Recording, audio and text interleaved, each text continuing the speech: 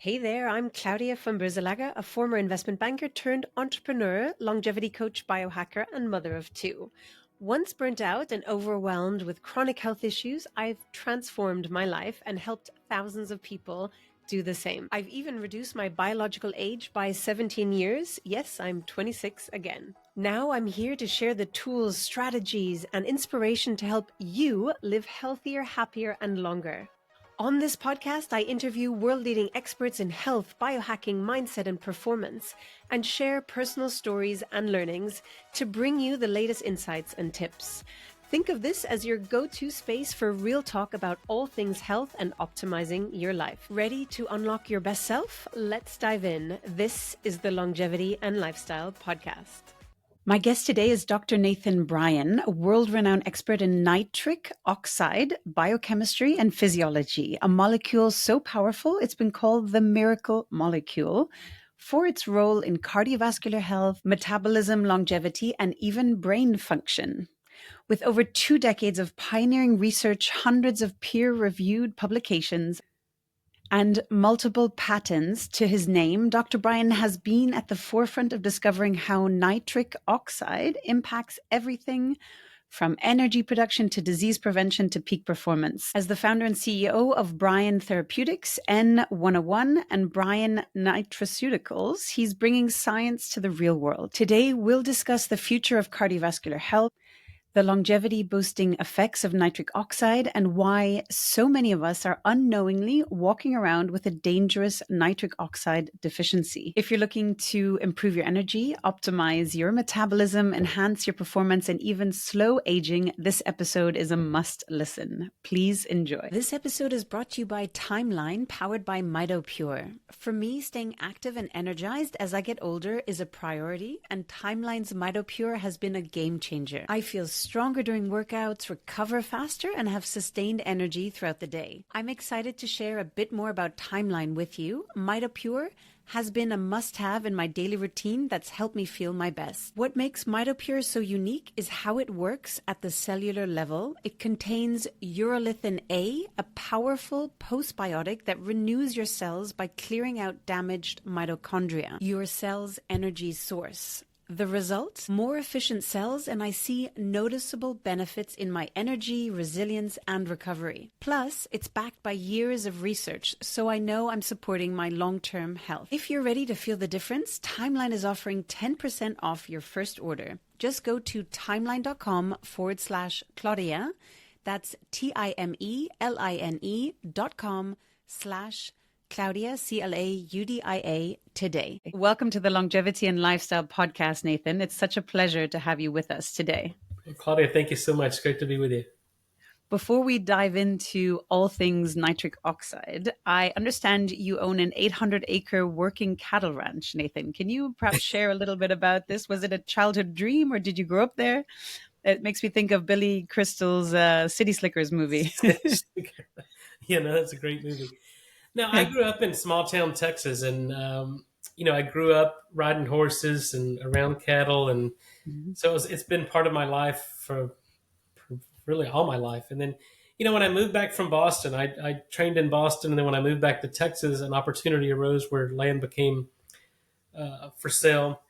So I just started buying up. First I think it was 200 or 300 acres, and then new plots began to arise. So now I got roughly 800 acres and run a couple hundred head of cattle, and it's a full time job. So I've got a staff that obviously helps me because I travel a lot. But now for me, there's no other way of life. I mean, because we grow our own vegetables, we raise our own beef, and I'm just extremely blessed and fortunate to be able to live that lifestyle and also provide my kids with that environment too. So we're isolated, pretty self-sufficient.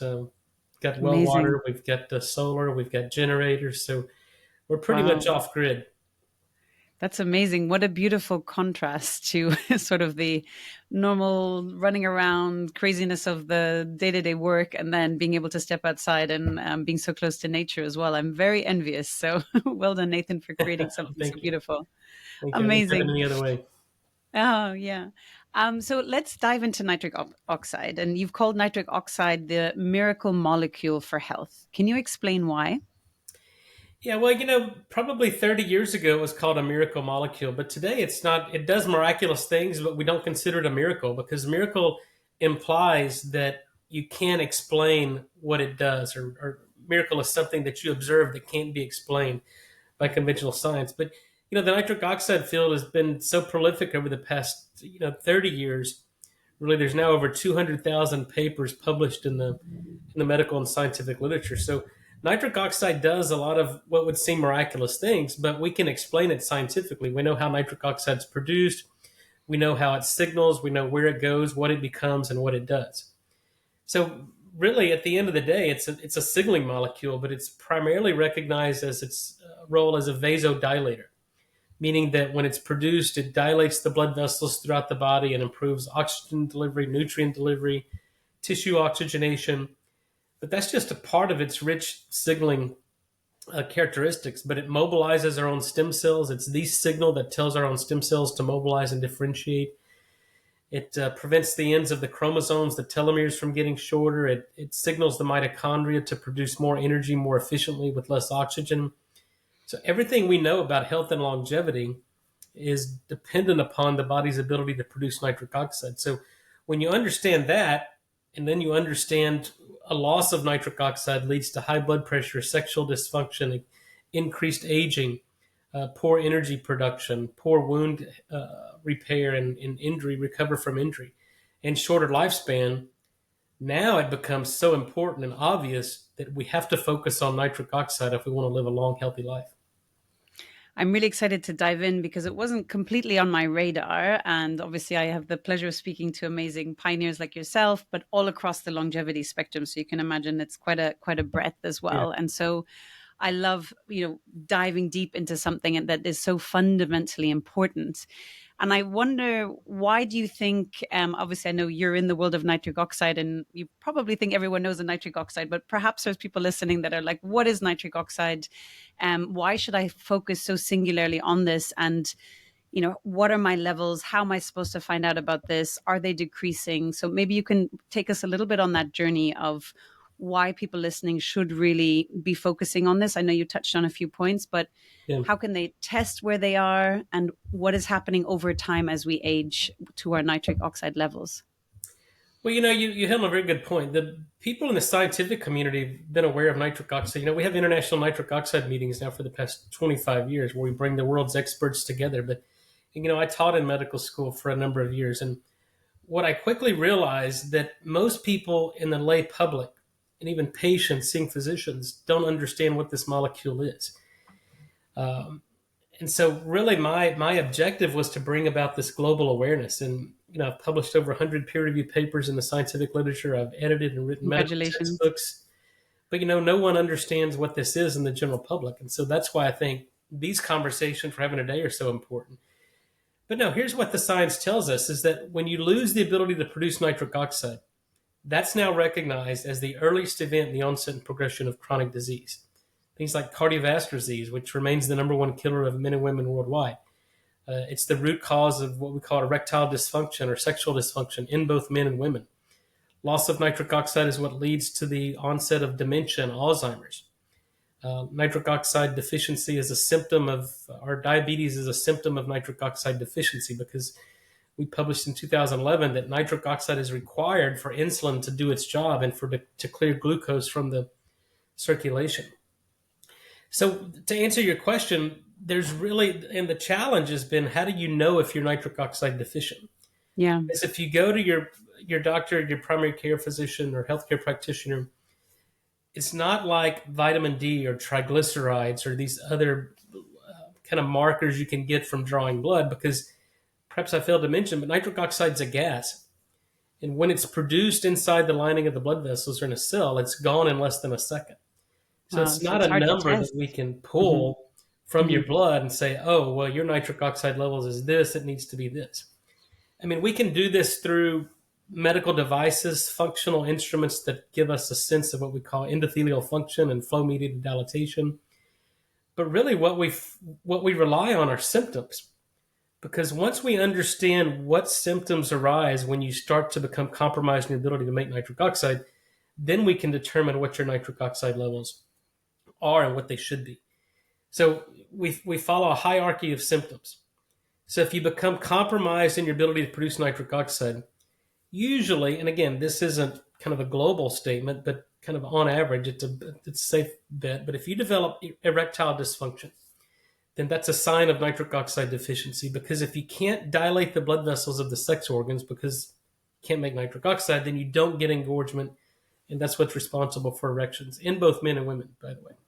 Mm-hmm. And then if your blood pressure starts to increase, then that's a sign of nitric oxide deficiency. Because think about this, and it's basically simple physics. Mm-hmm. We have a finite volume of blood that we're pumping through our entire cardiovascular system. And if we can't make nitric oxide, now those blood vessels become chronically constricted. So now we're pumping the same volume of blood through a smaller volume, and blood pressure goes up. And 2 out of 3 Americans have an unsafe elevation in blood pressure. And I think that's probably a global statistic, and it's not just the US. So that's number 2. Number 3, you start to develop metabolic disease, things like insulin resistance. Because nitric oxide is when insulin is secreted from the pancreas, it binds to the insulin receptors and then initiates a series of intracellular signaling cascades. And part of that is activation of nitric oxide inside the cell. And if they can't make nitric oxide, then glucose isn't cleared from the circulation. So we become resistant to the actions of insulin, or insulin resistant. So that's number 3. Then 4, you become exercise intolerant. If you can't, do 20 or 30 minutes of exercise without getting short of breath and, tightening in chest and angina, what we call exertional angina, then that's a symptom of nitric oxide deficiency. And then 5th is you start to develop brain fog and cognitive decline. Because if you can't regulate blood flow to the brain, you can't recall memory. And again, this leads to insulin resistance. You get proteins that misfold, and those are amyloid plaque and tau tangles, and that's what we call Alzheimer's. Mm-hmm. So that's just a symptom of nitric oxide deficiency. So really all of the poorly managed chronic health conditions that at least the US doesn't do a good job in treating can all be traced back to a lack of nitric oxide production. So if we can focus on restoration of nitric oxide, we can ameliorate or mitigate a lot of these symptoms and disease processes. Yeah, because it's really sounding like such a fundamental piece across the whole system, right? The whole human functioning system that have so many cascading effects across the board. So thank you so much for elaborating on that. Because many people focus on the, farther down the road. My mother unfortunately suffers dementia, but now we know it's a type 3 diabetes. There's a huge metabolic health role, even gut health role that goes in there as well. But going back also to the ability of nitric oxide to support a healthy cellular function. You mentioned before it's hard to test for it. So help us understand, help listeners understand, let's say we're talking about someone who's 30 years old or 40 years old, or 50, right? Like, what should they be paying attention to? I know you mentioned some of the symptoms, but maybe some women are saying, oh, I don't know, is that, hormonal? Haven't started HRT yet. How do I know where to start? Or is there a protocol that I can already follow that will ensure my nitric oxide levels remain at the right level, whatever that is? Or is there a right level? I guess is another question for you too. No, there is a right level. We know how much nitric oxide you're supposed to make, and we've done this through radio-labeled isotope experiments to figure out, how much nitric oxide is produced in the lining of the blood vessels per day. Mm-hmm. We understand now that there's a dietary influence on the foods we eat, the presence of bacteria, and the requirement for stomach acid production. So we've quantified that. So we know how much nitric oxide you're supposed to get in a day, and we can recapitulate that and give that back in the form of product technology now. Mm-hmm. But look, I think to answer your question, it's nitric oxide's foundational. But, it's not a panacea. It's not an end-all, be-all, cure-all, and it's not a silver bullet. It's not going to fix, hormone disorders. If you have hypothyroidism, giving nitric oxide is not going to correct that. But what we're finding is that if you start with nitric oxide, and then you start to, interrogate the system in personalized medicine and figure out what else may be going on and address those, then that's the best protocol. And the other thing is we find, okay, if you focus on thyroid or HRT in women or men, but you don't first fix the nitric oxide, then all those therapeutic interventions aren't going to have the designed effect, because again, if you have poor circulation, and let's just say reduced blood flow to the thyroid gland or to the hypothalamus or to any endocrine organ, then you're not able to sense that. You're not able to respond to it. So we first have to dilate the blood vessels, improve tissue oxygenation. So now that those target cells can actually function.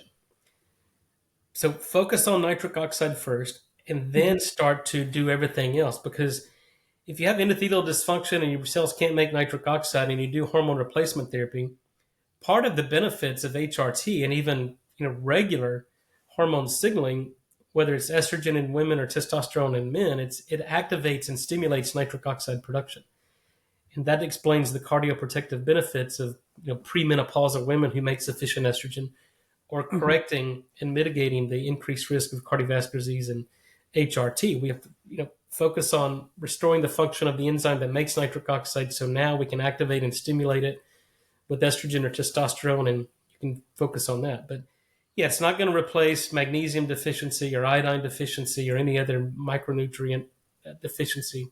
Focus on nitric oxide, do additional testing, and then figure out what the N=1, is deficient in, or a toxin you may be exposed to, and address that.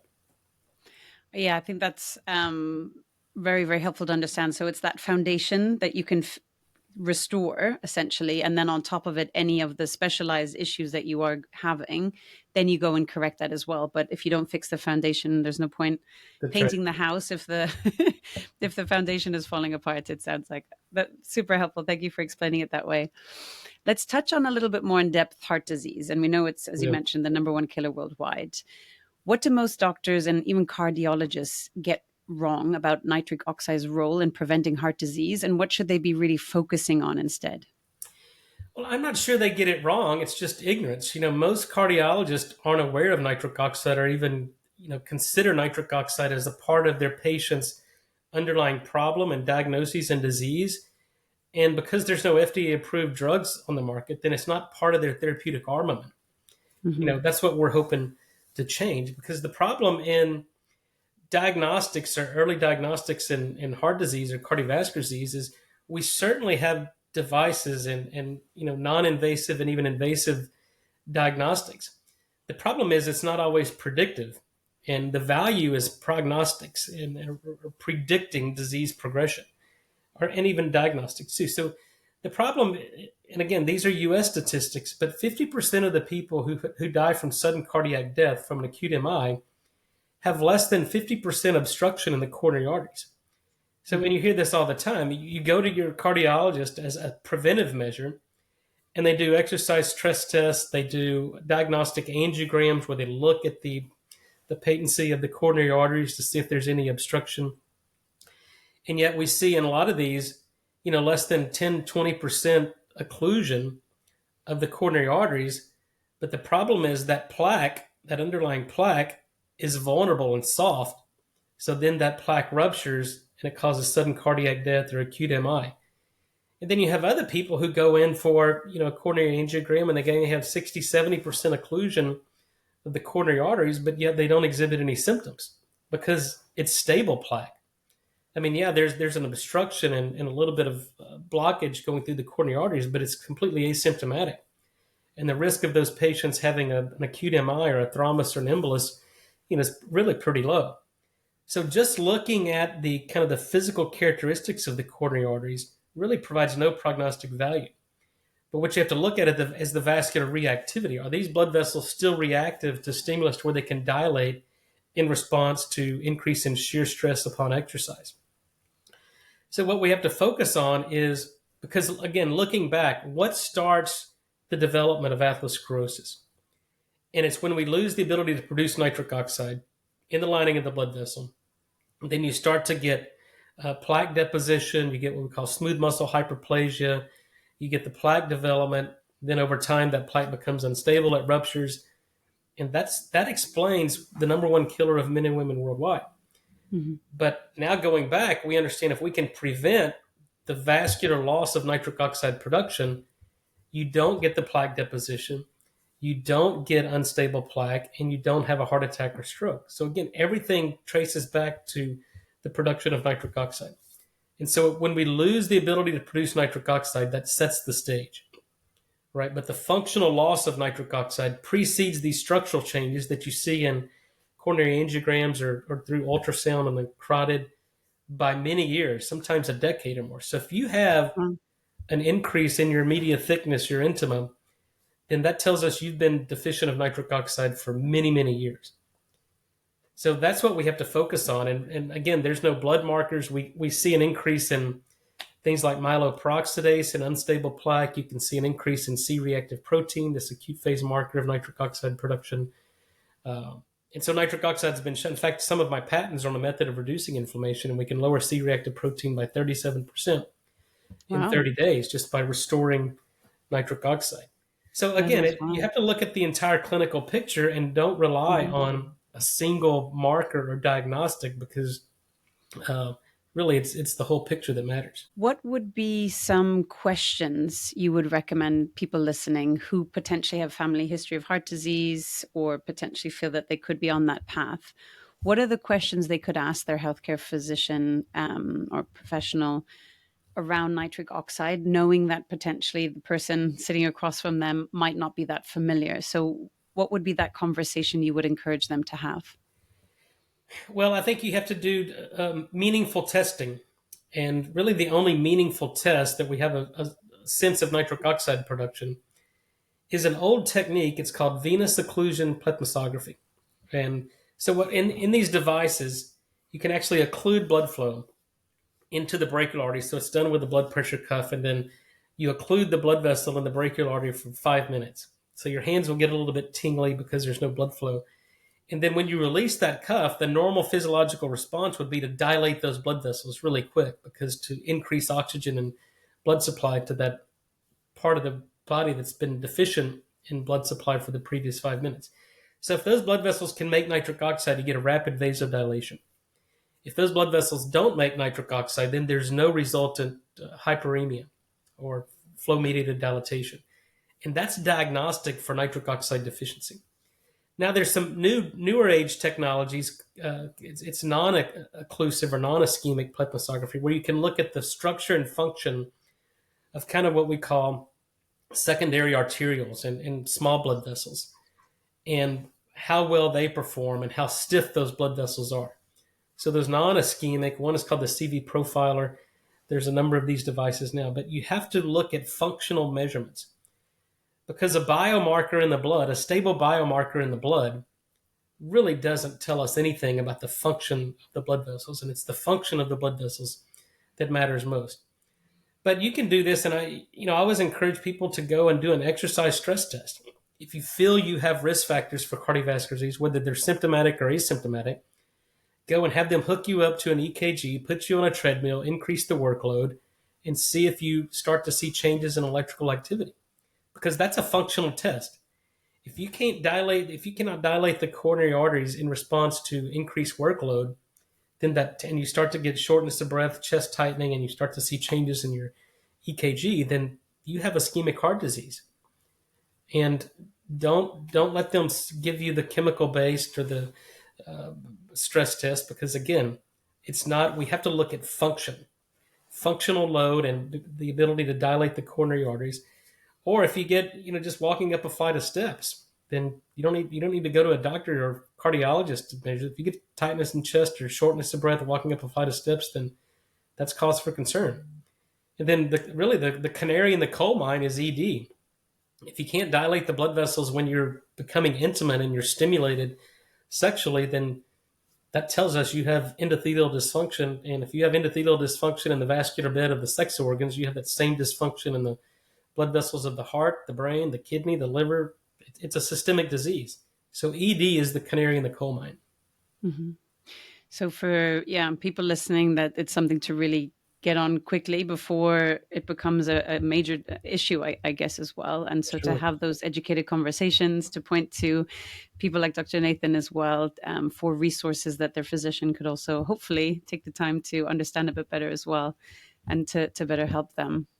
So thank you for sharing that.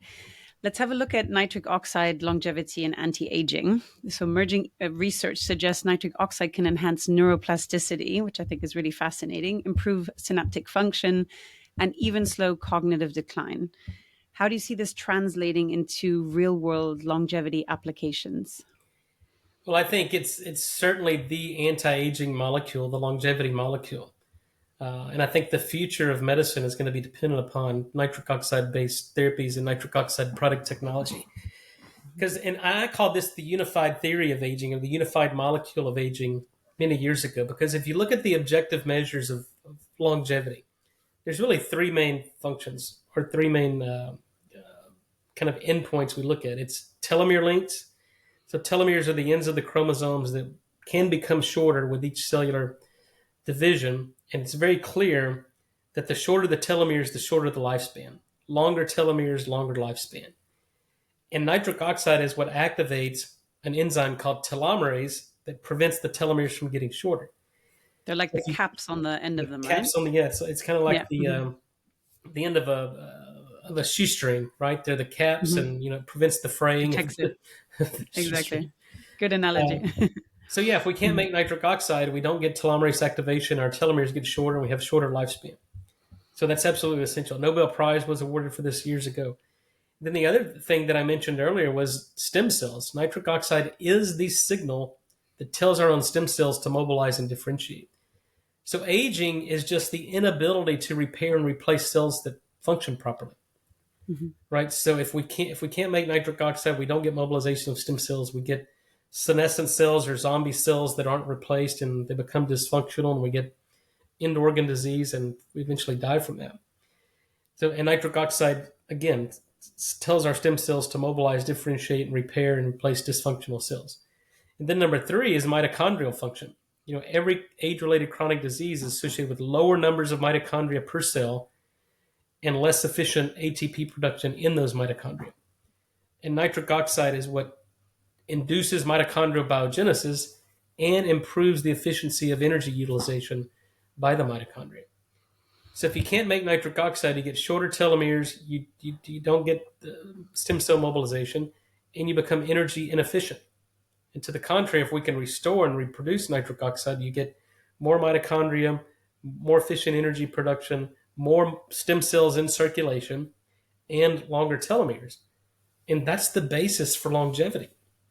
So it's absolutely foundational and essential if you want to live a long, healthy life free of disease. It's a foundational stone there. I had timeline, I don't know, on recently discussing urolithin A's role in mitophagy, or the autophagy of mitochondria. Right. What is the correlation with, I guess, urolithin A, nitric oxide, or how's that been looked at, urolithin A, nitric oxide, and the mitophagy, which is such a key component, right, to remove the senescent cells, the senescent mitochondria? Have you seen any research on that? Not directly related to urolithin A and nitric oxide, but again, it's a process, and it's part of cell signaling in the body. Because if we if we take up and kind of self-eat autophagy and mitophagy, the mitochondria, but we don't have the ability to induce more mitochondria that work efficiently, then it's really no means to an end, right? So everything is working in synergy, and we have to be able to control intracellular signaling. And that's why the integrity of the cell membrane becomes so important, because the cell, the single kind of function of life, has to be able to sense its outside environment, sense that, and signal intracellularly to turn on certain things or turn off certain things.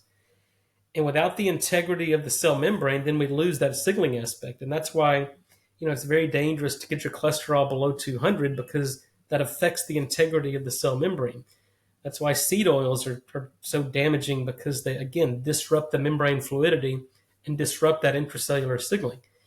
So all of these kind of signals, whether it's urolithin A, whether it's insulin, whether it's other agonists, have to be able to transduce through that 7 transmembrane signaling protein, and then initiate intracellular signaling and cascades to induce mitochondrial genesis, turn on longevity genes, slow down inflammation. But Yeah, everything eventually is connected because it's a series of cell signaling and signal transduction that's dependent upon many, many things. Nitric oxide is just one of them. In fact, it just happens to be, in my opinion, one of the most important. As we mentioned before, that aging is often defined as the gradual decline of nitric oxide production. And what's the secret to maintaining nitric oxide levels as we age? Are there any non-obvious habits or micro optimizations people could implement daily to sustain high nitric oxide production? Like, what are some things that you do, for example? Sure. Well, now that we understand how the human body makes nitric oxide, because you can't start to inform on therapies or strategies if you don't know all the ways the body makes nitric oxide. And we know what goes wrong in people that can't make it. So it's really two simple philosophies. Stop doing the things that disrupt nitric oxide production, and then start doing the things that we've proven clinically to promote and sustain nitric oxide production. So we'll go through those one by one because these are very important. What if you could wake up every day feeling unstoppable, limitless energy, razor sharp focus, and a body that's biologically years younger? This is your invitation to upgrade your life.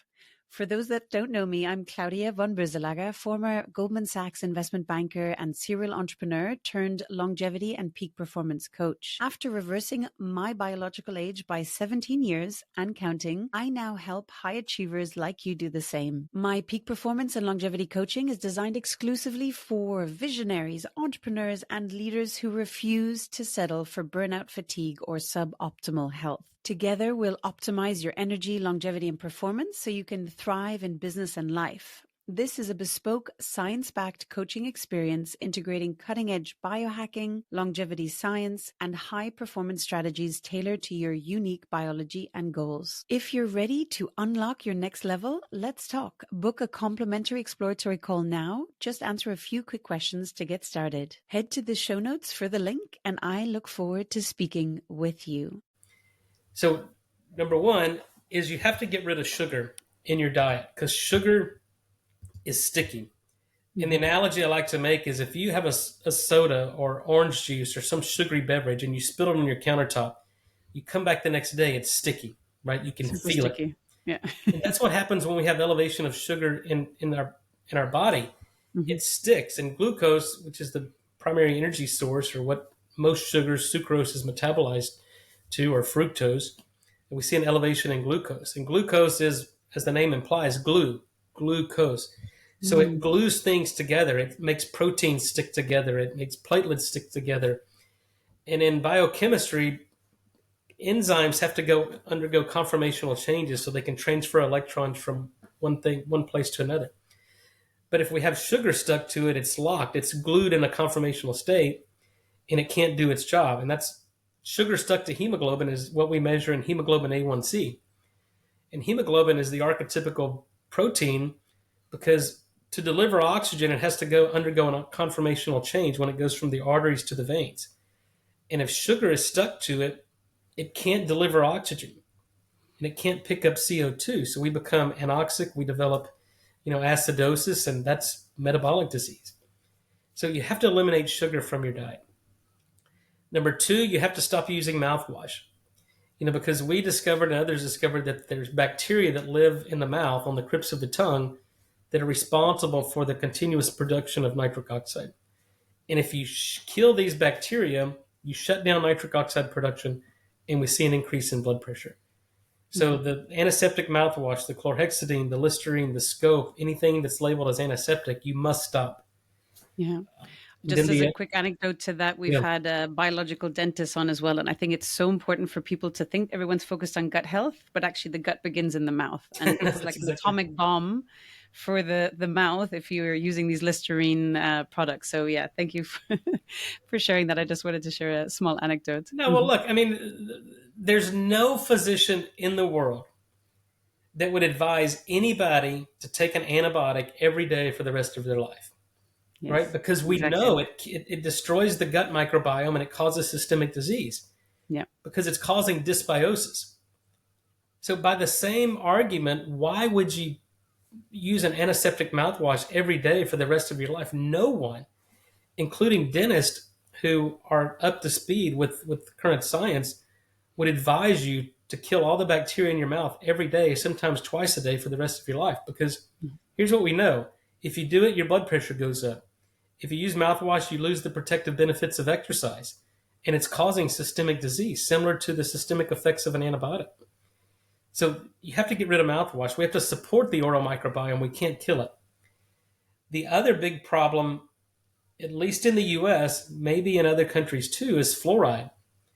Fluoride is a neurotoxin. It's a poison. It's an antiseptic, and it completely shuts down your thyroid function. There was a paper published in the US by the National Toxicology Program, the organization that's kind of tasked with figuring out what's the toxicity of certain environmental toxicants that we're exposed to. And fluoride has been shown to lower IQ in kids by sometimes 7 points. It's wild. I saw the And research. yet they put fluoride in our drinking water.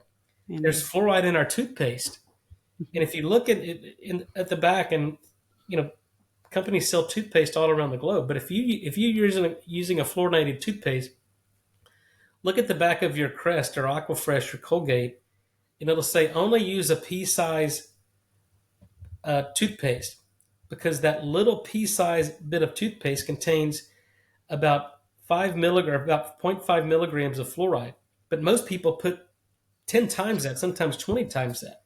And now we're exposed to 5-10 milligrams of fluoride, and this is a very small molecule.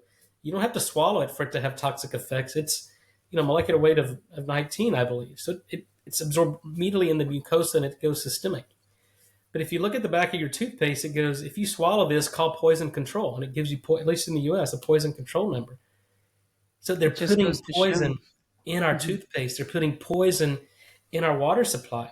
And we wonder why we have a pandemic of hypothyroidism, while we have dysbiosis, while kids have learning disabilities today. Their IQ is lower than it was 70, 80 years ago, before they started putting this poison in our drinking water.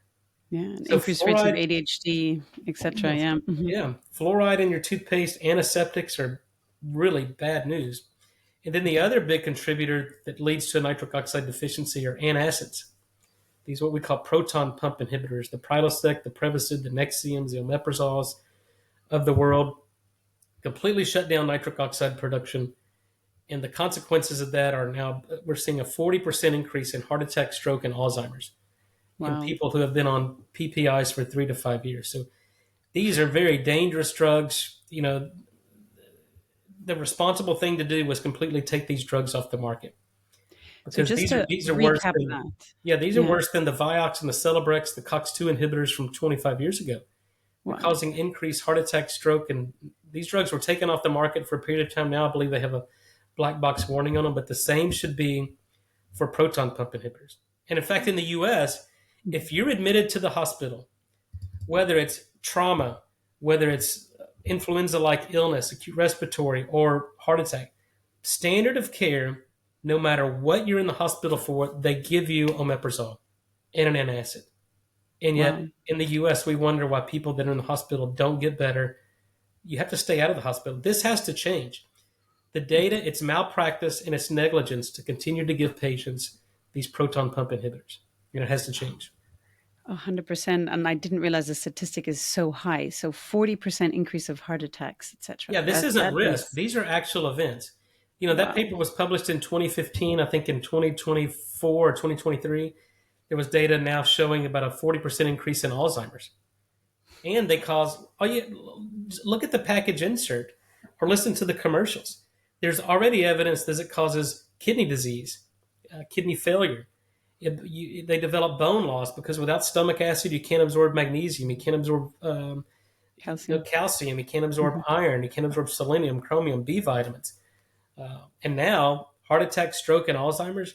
What other evidence needs to be presented before the regulatory officials and even the companies that are making these do the responsible thing and eliminate them from our supply?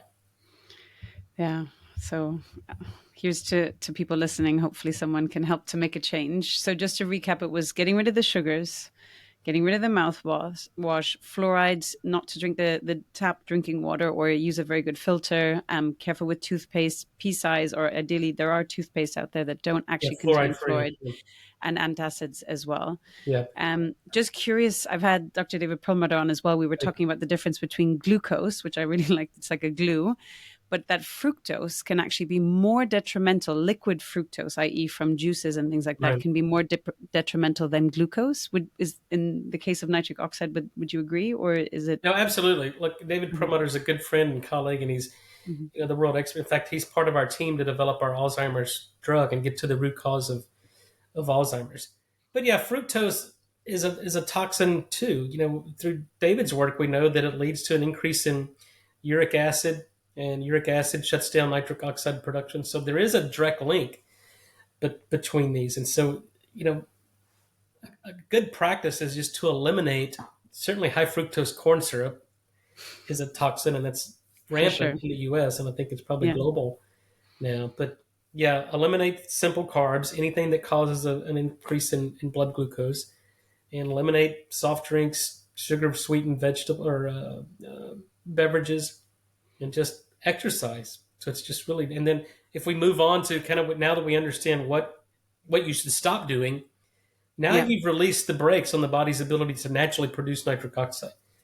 And then we can, 20, 30 minutes of exercise a day or 3 to 5 minutes of high intensity interval training has been shown to improve and stimulate nitric oxide production.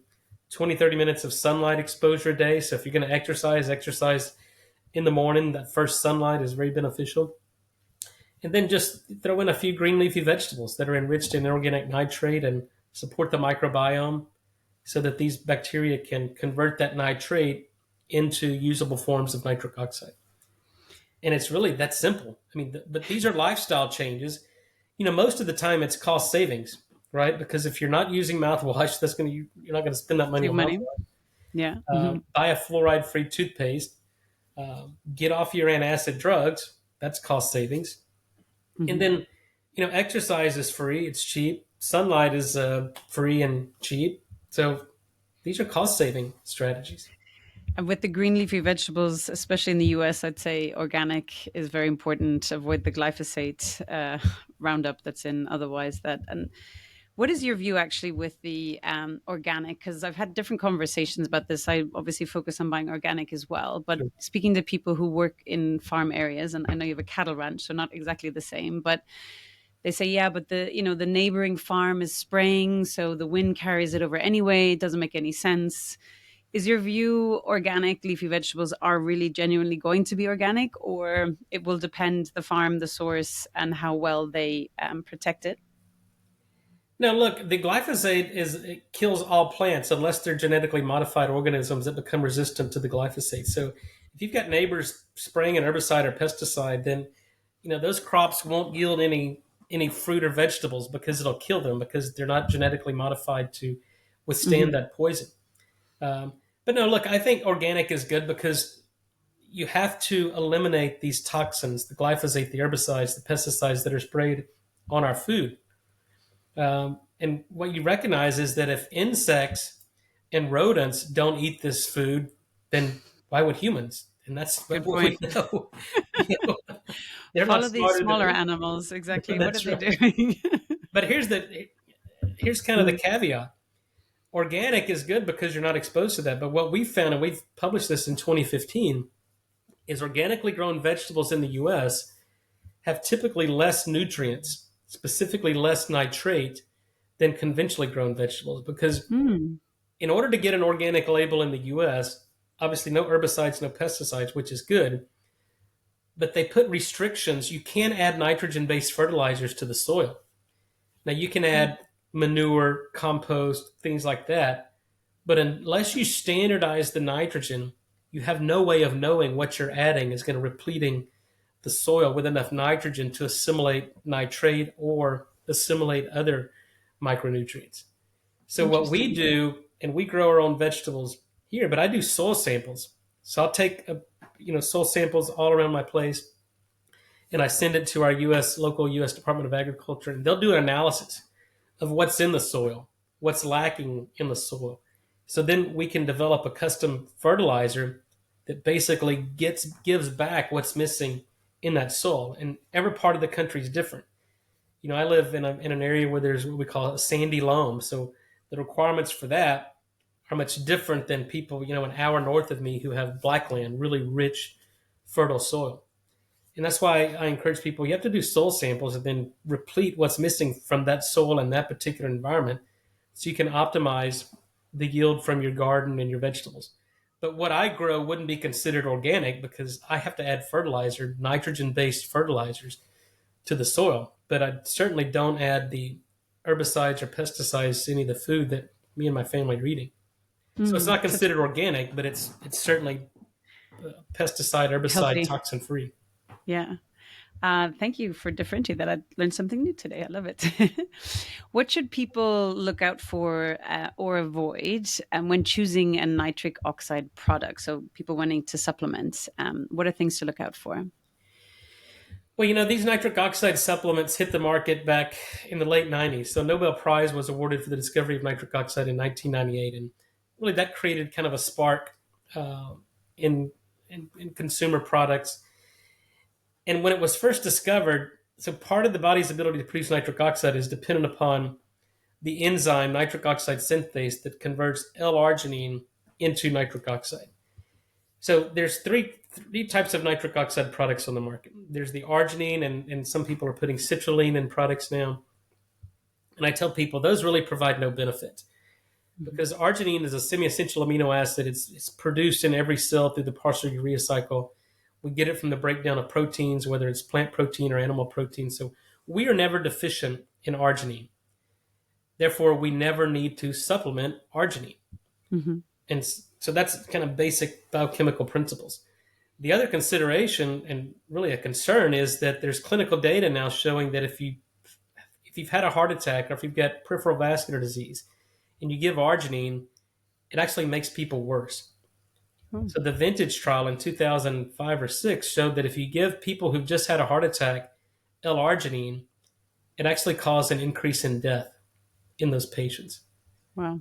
Post-infarct mortality increased. In fact, the clinical trial was stopped halfway through because the steering committee deemed it unethical to give arginine because the placebo was actually performing better than the treatment group. So, and the same thing with patients with peripheral arterial disease, patients who got the L-arginine actually got worse. Intermittent claudication got worse. Quality of life got worse. So just risk-benefit. There's no benefit, and there may be additional risks. So you just eliminate it. Mm-hmm. So any product that contains arginine or citrulline is typically not necessary. No go. And then the other thing in 2012, beets became a hero vegetable after the 2012 London Games. Everybody was revealed that all these athletes were drinking liters of beet juice. And and there was data showing that beetroot contains inorganic nitrate that produces nitric oxide if you have the right oral bacteria.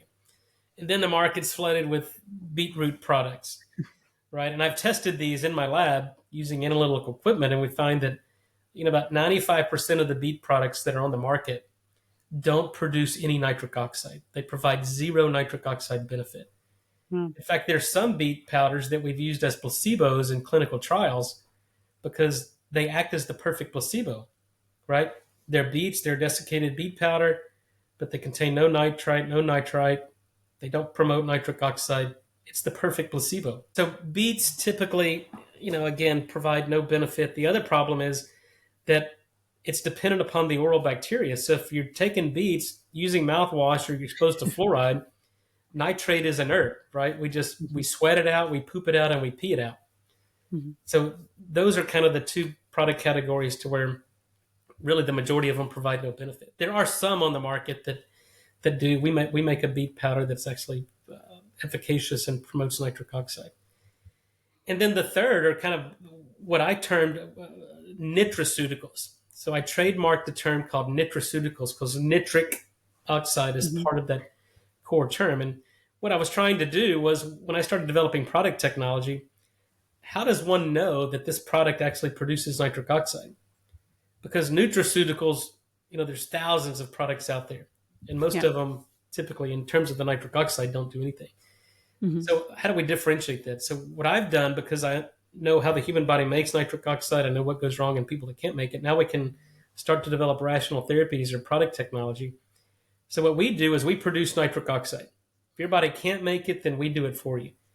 And we do it because we're not dependent upon the bacteria. We're not dependent upon stomach acid. So if you take my products or nutraceuticals, then we're providing a source of nitric oxide, even if your body can't. And we understand the enzymology and biochemistry to where we can enhance your body's ability to make it on its own. But again, that requires you to get rid of fluoride, stop using mouthwash, and wean off of your mouthwash. But the acute nitric oxide release from taking my products, it still works, whether you're on antacids, whether you take fluoride or exposed to fluoride or use an antiseptic mouthwash. And that's the difference. And so that's been my challenge over the past several years, is how do you differentiate and educate and inform consumers to where they know they can make informed, educated decisions on which products they're buying and which may provide benefit and which may be a placebo product. So very helpful to understand that. Is there the nutraceuticals, so the nitric oxide supplementation, the products that you have that have obviously lab tested, etc., coming from one of those leading experts, is there a certain protocol you recommend for people to take? Is it not for certain candidates? Maybe you can walk us through that a little bit to understand better. Yeah, so we make what's called an orally disintegrating tablet, an ODT, because you have to understand nitric oxide's a gas. It isn't a pill you can swallow. I designed this to have a resident time of 5 to 6 minutes in the mouth. So you put the lozenge in your mouth. As it slowly dissolves, this matrix falls apart and we're producing nitric oxide gas. And then it's absorbed. It recouples the nitric oxide synthase. Because it's an oral product, it's restoring the oral microbiome, which is responsible for the production of nitric oxide. So yeah, and it's made in a drug manufacturer here in the U.S. So we, GMP manufacturing facilities. We go through the same rigor as prescription drugs or even drug manufacturing. But now I tell people there's only two people in the world who need nitric oxide. The first group are the people who are well and don't want to get sick, and the second group is those who may be sick that want to get well. So if you fall in one of those two categories, you need nitric oxide. I've been taking my nitric oxide product for years. Mm-hmm. And I take it not because I need it. I take it because I don't want to lose my body's ability to make it. And I think that's the strategy and the paradigm change we have to undergo, is because we have to be proactive instead of reactive.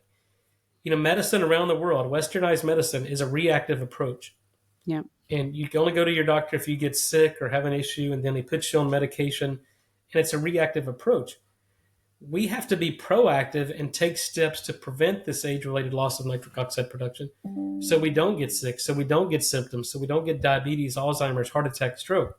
It's a completely different way of thinking, but it's an absolute must, or else, the healthcare system's going to bankrupt the entire world, the global economy. And people's health are just going to continue to go down the drain as well. Yeah. So, all about prevention, stepping in on time. Is there it's one lozenge you take each day? Is that what you do? And from the age of 40, 50, 30, is there any, I know have you done trials on that, or is it just for everyone? And is there a risk of overdosing? Let's say someone produces high nitric oxide. Yeah, let's take the last question first. So there's a risk of overdosing. Dose dictates poison. We can overdose on water, right? You see it on the news. People drink a lot of water over a short period of time. They get volume expansion, hypotonic lysis, and it's deadly. Yep. So it's no different with nitric oxide. But what we look for in signs of toxicity are an unsafe drop in blood pressure and what we call methemoglobinemia. So too much nitric oxide will oxidize the iron of hemoglobin and reduce the oxygen carrying capacity of the red cell. But when taken as instructed with our products, we've never seen that. Mm-hmm. But yeah, so kind of broadly speaking, it's individualized. We're in this area of personalized medicine. But one lozenge once, twice a day, 12 hours apart is sufficient to maintain optimal nitric oxide. But everybody's different. And in 2011, we published a paper on a pediatric patient, a 15-year-old kid who had a rare genetic disorder, who had resistant hypertension, heart disease, kidney disease, and prescription medications were ineffective at lowering his blood pressure. So we dosed him with a lozenge I'd manufactured specifically for that kid. And he had to take one lozenge every 4 hours, and he was in the intensive care unit with blood pressure of 210 over 115, Wow. and no prescription medication would lower his blood pressure. So we dosed him the lozenge, and we found with him one lozenge every 4 hours was necessary to normalize his blood pressure. And with that dosing, we certainly didn't see an unsafe drop in blood pressure. We saw a drop in blood pressure to safe levels, but we monitored him for methemoglobin levels, and there was no change in his med levels. So at least we know in that population, 160-pound, 15-year-old kid, one lozenge every 4 hours doesn't lead to any signs of toxicity. But again, so I think one lozenge a day up to at most one every 4 hours is extremely safe. We even had a drug trial during COVID where we were dosing a more potent lozenge in our drug trial, one twice a day in really high risk, susceptible patients, 50 to 80-year-old African Americans with underlying comorbidities. And even that dosing, one twice a day, a higher dose, there was no safety signal in over 500 patients that we treated during COVID. Amazing. And I think for my audience, we'll link to the products as well if people are interested in upping their nitric oxide levels, now that we know Yeah. how important that is as well. Nathan, I'd love to touch on performance, metabolism, and brain function as well. So we know athletes are using nitric oxide boosters to enhance endurance, muscle recovery, and cognitive function. What's the biggest untapped potential of nitric oxide in the world of peak performance? Well, it defines peak performance because everything we know about performance, whether it's athletic performance, cognitive performance, or sexual performance, it's all dependent upon adequate blood supply, which is a vasodilating, which nitric oxide does, Mm-hmm. adequate oxygen delivery, which is what nitric oxide facilitates oxygen uh, uptake and oxygen delivery, mitochondrial function, converting that oxygen into cellular energy. Nitric oxide does that, improves oxygen efficiency by the mitochondria and induces mitochondrial biogenesis. And you got to get the fuel into the cell. You got to get glucose into the cell so you can utilize that through the Krebs cycle to make ATP. Nitric oxide does all of that. And without nitric oxide, you don't get that signaling cascade, and your performance uh, becomes compromised. Your cognitive performance, your athletic performance, your sexual performance. So Mm-hmm. nitric oxide is probably the most, well, not probably, I think is the most ergogenic aid performance that we know of. And without it, you're just not going to perform. Do you have a memorable client story or athlete testimonial where nitric oxide made a life-changing impact on performance or recovery that you could share? No, for sure. Well, the obvious one was that 15-year-old kid that we saved his life with our lozenge. But the Yeah. other one was, NBA athletes, had an association or relationship with the Miami Heat and Pat Riley. And when they go to Denver to altitude, 5,000 feet. So Miami, obviously at sea level, they go to Denver, play the Denver Nuggets at 5,000 feet. They fly in sometimes the morning of, and, it was revealed that they struggle. All teams struggle at altitude. So they started taking our nitric oxide product and found that they could actually improve their performance and perform better at altitude. Mm. And once that happened, most professional teams, whether it's NFL, NBA, use a nitric oxide product because it's been shown to enhance their performance specifically at altitude. So all the climbers out there looking to summit Everest, listen That's right. carefully as well. What's one thing the average person does in their daily routine that silently destroys their ability to produce? Like, what is the most typical thing you see? Is it the mouthwash? Is it the glucose? Is it the It's sugar. antacids or the No, I sugar? think Hmm. if I had to pick one thing, it's sugar. Hmm. Sugar, high carbohydrate, high sugar Hmm. causes an increase in blood sugar. You become insulin Yeah. resistant. It causes hyperinsulinemia. That's the inflammatory component of diabetes. It completely shuts down nitric oxide production. So I think it's, in the U.S., we're overfed. And not only are we overfed, we're overexposed to sugar, simple carbohydrates, high fructose corn syrup, and it's Yeah. destroying the underlying metabolism. 9 out of 10 Americans are metabolically unfit. It's And now wild. it's become a national security issue because we don't even have young boys healthy enough to serve in the military. I mean, Yeah. it has to change, and sugar's the enemy. Yeah. Yeah. And ultra processed food with the seed Yeah. oils and causing inflammation as well. What differences have you seen between men and women and how they respond to nitric oxide optimization, whether for metabolism or exercise or brain function? Are there differences? No, there are clear sex differences. In fact, there's some labs in the UK specifically that are looking at the sex differences of nitric oxide production. And Mm. we can see this through observational data. Premenopausal women are protected from heart attack and stroke more so than their age matched male counterparts. However, at menopause, their risk actually surpasses that of their age matched male counterparts. So we're still trying to understand that. Obviously, there's a protective effect of estrogen on activation and stimulation of nitric oxide. If you perimenopausal, premenopausal, you don't have production of estrogen, you lose the stimulation of nitric oxide production. That may partly explain it. Obviously, there are many other confounding factors, but no, you certainly see. So, what we do in terms of nitric oxide restoration, there's not a sex difference because nitric oxide is really agnostic to sex, to race. You produce it, it does its job. We know that nitric oxide plays a role in metabolism. Could optimizing nitric oxide be the missing key for weight loss? Do you think some people are struggling with weight loss because their nitric oxide levels are compromised? And maybe also insulin sensitivity, you touched on before, and overall metabolic health. So, is this a key component if someone is coming from the perspective of I'm struggling to lose weight? What's happening? My energy levels are low, to also really focus on nitric oxide levels?